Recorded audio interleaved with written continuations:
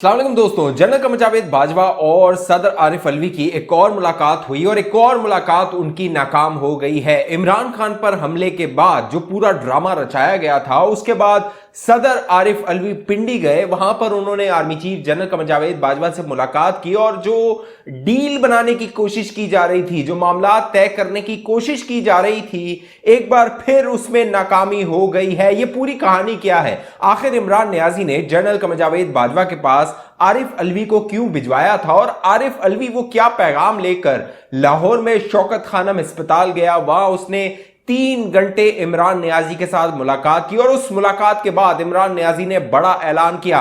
पूरी तफसील में आप दोस्तों को इस वीडियो में बताने वाला हूं। वीडियो आपने आखिर तक देखनी है, आपकी मालूमात में बहुत इजाफा होने वाला है। लेकिन इससे पहले मैं आप दोस्तों को बताता हूं, वो जो एक हमला हुआ था 3 तारीख को, 3 नवंबर में, जो वजीराबाद के इलाके में, वहां पर इमरान नियाजी के लॉन्ग मार्च पर हमला हुआ और इमरान नियाजी ने बाद में यह दावा किया कि उसको 4 गोलियां लगी और फिर वो शौकत खानम में 4 दिन भी ना गुजार कर, जो कि 4 गोली खाने वाला एक जो कह लीजिए मरीज होता है जिसको 4 गोलियां लगी होती है, वो मुल्क की तारीख में या पाकिस्तान की तारीख में, दुनिया की तारीख में ऐसा नहीं हुआ होगा कि वो 4 दिन भी अस्पताल ना गुजारे और वो घर को रवाना हो जाए। इमरान नियाजी वहां पर मौजूद था। बाकायदा ये जो 3 तारीख को हमला हुआ था उसकी FIR एक मुअम्मा बनी हुई थी। बाकायदा पंजाब हुकूमत, परवेज लाई उसमें रोले अटका रहे थे। जो तहरीक इंसाफ थी वो एक ड्रामा रचा रही थी कि उनकी हुकूमत है पंजाब में और उनकी FIR दर्ज नहीं की जा रही है। बाकायदा जो पुलिस जराए हैं वो ये बताते हैं, बाकायदा मिन्नत तल्ले इनके तहरीक इंसाफ के किए जा रहे थे कि आप संजीदा दरख्वास्त दीजिए ताकि इस पर FIR की जाए, क्योंकि जितना जो FIR में डिले होगा, देर होगी, जो बाद में मुल्जिम है उसको उसका फायदा पहुंचेगा। ये जो पूरा ड्रामा रचाया जा रहा था, बाकायदा 3 दिन गुजरे, बाकायदा किसी अदालत से राब्ता नहीं किया गया, ना हाईकोर्ट से, लाहौर हाईकोर्ट से रिजू किया गया कि तहरीक इंसाफ वाले जाते और कहते हैं हमारी FIR दर्ज नहीं हो रही, इमरान खान पे हमला हो गया, साबिक वजीर आजम पे हमला हो गया, हमारी FIR दर्ज नहीं हो रही। ना ये लाहौर हाईकोर्ट गए, ना ये सुप्रीम कोर्ट गए, ना किसी और अदालत गए, ये एक ड्रामा कर रहे थे। उनका ड्रामा आज एक्सपोज हुआ और ये एक्सपोज हुआ सुप्रीम कोर्ट ऑफ पाकिस्तान में। Chief justice of Pakistan justice सुमरता बंदयाल ने जनाजा निकाल दिया इमरान नियाजी और उसके टोले का, जो ये ड्रामा रचा रहे थे FIR ना दर्ज होने का। मामला ये हुआ कि सुप्रीम कोर्ट ऑफ पाकिस्तान में इमरान खान पर तौहीन अदालत का मुकदमा, उसकी समाअत हो रही थी। समाअत के दौरान इमरान नियाजी के वकील के मुंह से निकल गया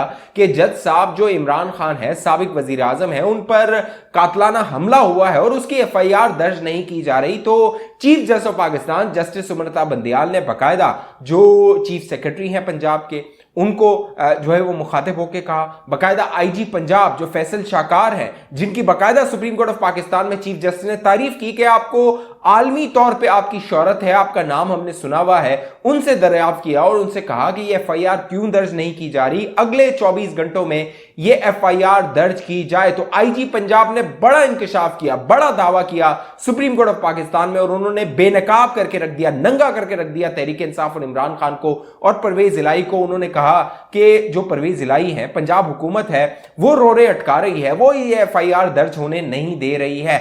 अब मामला यह है कि अगले 24 घंटों में यह FIR दर्ज हो जाएगी। Supreme court of Pakistan chief justice ने हुक्म दे दिया है कि बाकायदा पुलिस अपनी मुद्दत में यह FIR दर्ज करे। अगर दीगर लोग तहरीक इंसाफ वाले ये ड्रामा अपना आगे बढ़ाते हैं तो पुलिस अपनी मुद्दत में यह FIR दर्ज कर लेगी। और जो IG पंजाब को बाकायदा हटाने के हवाले से पूरी मुहिम चलाई गई थी और बाकायदा कमर कस ली गई थी कि IG पंजाब को फारिग करना है, सुप्रीम कोर्ट ऑफ पाकिस्तान ने यह हुक्म भी दे दिया है कि आपके काम में कोई मुदाखलत करेगा तो हम उसको देख लेंगे कि उसके साथ क्या कुछ करना है। तो यह ड्रामा इमरान नियाजी का FIR वाला अगले 24 घंटों में देखना है इसका क्या नतीजा निकलता है। लेकिन दिलचस्प बात यह है, अहम बात यह है दोस्तों, कि इमरान नियाजी पर जिस दिन हमला हुआ उसके अगले दिन बाकायदा 4 गोलियां जिस शख्स को लगी हों, अगले दिन वो प्रेस कॉन्फ्रेंस कर रहा था शौकत खानम अस्पताल से और उस प्रेस कॉन्फ्रेंस में इमरान नियाजी ने यह ऐलान किया कि वो अपनी सेहतियाबी तक ये लॉन्ग मार्च मौक्कर कर रहा है, यानी ये लॉन्ग मार्च नहीं होगा।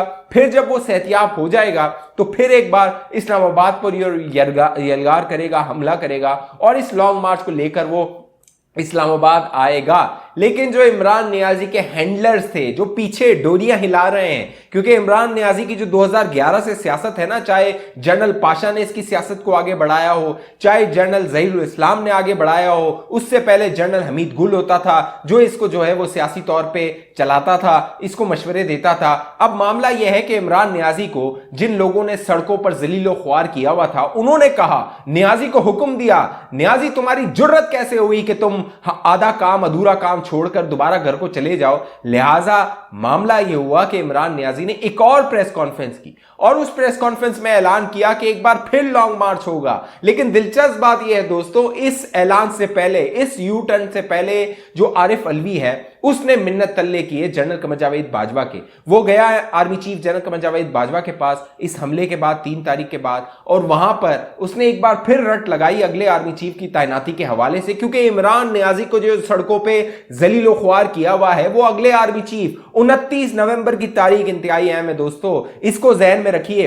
अगला आर्मी चीफ इमरान नियाजी चाहता है कि उसकी मर्जी का लगे और वो जिसको लगाना चाहता है, जिसकी उसने ख्वाहिश की हुई थी, जिसमें मुबैना तौर पे जनरल फैज हमीद का नाम आता है कि वो चाहता था उसको लगाए, अगले 5 साल हुकूमत करे, ताहयात हुकूमत करे। लेकिन मामला यह है कि इमरान नियाजी का वो ख्वाब पूरा नहीं हुआ, वो ख्वाहिश पूरी नहीं हुई। अब मामला यह है कि जनरल कमर जावेद बाजवा से ये मुलाकात आरिफ अलवी की एक बार फिर नाकाम हो गई है। जनरल कमर जावेद बाजवा ने एक बार फिर वही जो उनका कह लीजिए मौक़िफ़ है उसको दोहराया है कि वो न्यूट्रल है, उनका सियासत में कोई किरदार नहीं है। आर्मी चीफ की जो तकर्रुरी तैनाती है उसका फैसला जो वज़ीर आज़म शहबाज शरीफ है उसने करना है, लिहाजा इस मामले में हम कुछ नहीं कर सकते हैं। आरिफ अलवी ये पैगाम लेकर गया नियाजी के पास लाहौर में, 3 घंटे उसने मुलाकात की, 3 घंटे तक आरिफ अलवी और नियाजी की मुलाकात जारी रही। और इस मुलाकात के बाद जो इमरान नियाजी है उसने यू टर्न लिया और उसने कहा कि एक बार फिर ये लॉन्ग मार्च होगा और वहीं वजीराबाद से होगा और 8 तारीख को यह लॉन्ग मार्च शुरू किया जाएगा।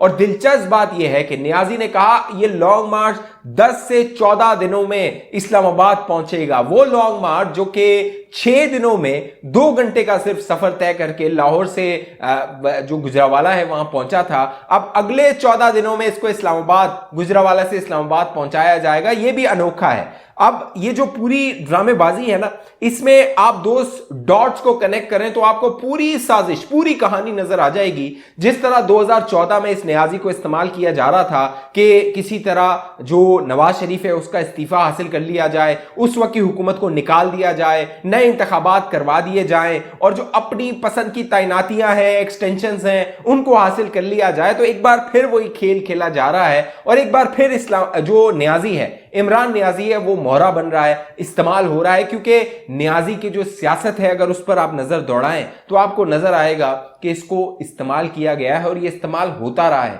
चाहे यहूदी लॉबी हो, भारतीय लॉबी हो, फॉरेन फंडिंग हो या अंदरूनी जो ताकतवर हल्के हैं वो हो, नियाजी को ये इस्तेमाल करते रहे हैं। और एक बार फिर नियाजी को ये हुक्म दिया गया है कि तुमने अगले 14 दिनों में, जब वो आर्मी चीफ की तैनाती की समरी मूव होगी, GHQ से जाएगी वजारत दिफा से जाएगी वजीर आजम हाउस, वहां पर जो है वो वजीर आजम शहबाज शरीफ साहब मंजूरी देंगे अगले आर्मी चीफ की, तो तुमने जाके इस्लामाबाद में रोला डालना है। लिहाजा फैसला ये हुआ है कि अगले 14 दिनों में नियाजी पिंडी से निकलेगा, पिंडी से ये लॉन्ग मार्च को लीड करेगा और फिर ये इस्लामाबाद जाकर बैठेगा और एक बार फिर गन डालेगा। क्योंकि आप जरा ये बताते हैं, जब इसने ऐलान किया था कि मेरी सहतियाबी तक ये लॉन्ग मार्च मौखर होता है, तो इस्लामाबाद की जो पुलिस थी उसने अपने इंतजाम खत्म कर दिए थे जो लॉन्ग मार्च के हवाले से किए गए थे। लेकिन एक बार फिर ये लॉन्ग मार्च का ऐलान किया गया है। इमरान नियाजी की डोरे हिलाने वाले और जो लोग जिनको शौक है, जिनके अंदर से जो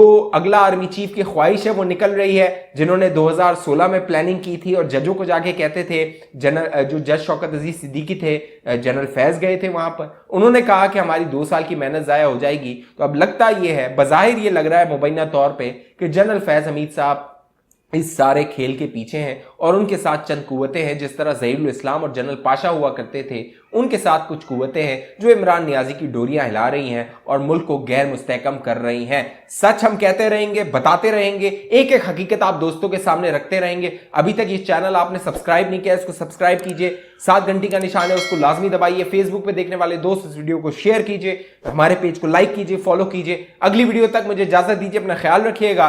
पाकिस्तान जिंदाबाद।